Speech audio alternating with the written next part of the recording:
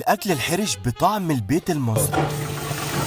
فوقش بن السيد أول من أبدع فكرة الطواجن جوه مصر. أقوى طاجن لحمة ببصل في مصر بفضل الله. اللحمة الملبسة بقى كده بتاعت الأكيلة، مش هيفهم أكل غير الأكيلة. ودي كانت أول تجربة ليا أجرب فيها مطعم فوقش بن السيد، وهجرب النهاردة من أول الملوخية اللي عرقها واصل بطشة الملوخية المميزة اللي شدتني من أول الشارع، خصوصا إن المطعم بقاله فوق ال 25 سنة تقريبا. والفيديو ده بعنوان الأكيلة، فلو أنت مش أكيل فصدقني هتتعب معايا. أما بالنسبة للصاج الفراخ اللي أنت شايفه قدامك ده مش صاج فراخ عادي، لأن ده صاج بطاطس بالخلطة مع تتبيلة الفراخ. وانا اللي عايز اقولك ان كان طعمها نفس طعم الاكل الام المصريه في البيت. ولك ان تتخيل يا عزيزي ان فوقش بيستخدم لحمه بلدي صافي 100%، وده اللي شفته بعيني وهتشوفه بعينك لما تروح هناك. وعايزك تخش لي على الكبده البلدي، انا دي اللي كنت عايز اقولها اكاد من كتر فرط الجمال واذوق. تشويحتها وتوابلها كانت في الفانتاستيك يا عزيزي. اقول عليك ايه بس يا فوقش واحنا صايمين. وبالنسبه للصيام في رمضان كريم، واما عن فوقش فهو اجازه اول 3 ايام. انا عايزك بقى تبلع ريقك عشان لسه التقيل جاي في اخر الفيديو، واكل الحرش للحرشين، فخلي نفسك طويل معايا. وصدقني انا مش ساحر، بس عارف ان الفيديو ده هيظهر لك وانت صايم وانت في اشد احتياج للموزه الجامده. فانا عايزك تقدر الموقف وتسامحني يا صديقي،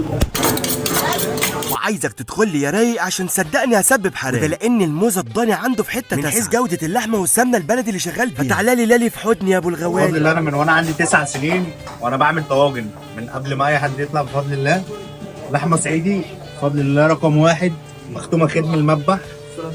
بص بفضل الله، بص الكوارع حاجه صغيره نضيفه بفضل الله. بص شكلها عامل ازاي، اتكلم عن نفسها. موز 600 جرام بفضل الله، وافضل سعر في مصر بفضل الله، واحسن تيست براي الناس الحمد لله. واما بالنسبه للاعداد فوقش عنده دور كامل عامله صالات عائليه، وده غير الصاله المفتوحه اللي جنب المحل. انوه الناس على ان انا ماليش غير فرع واحد، فرع الغوريه، عشان في ناس فتحت بنفس الاسم.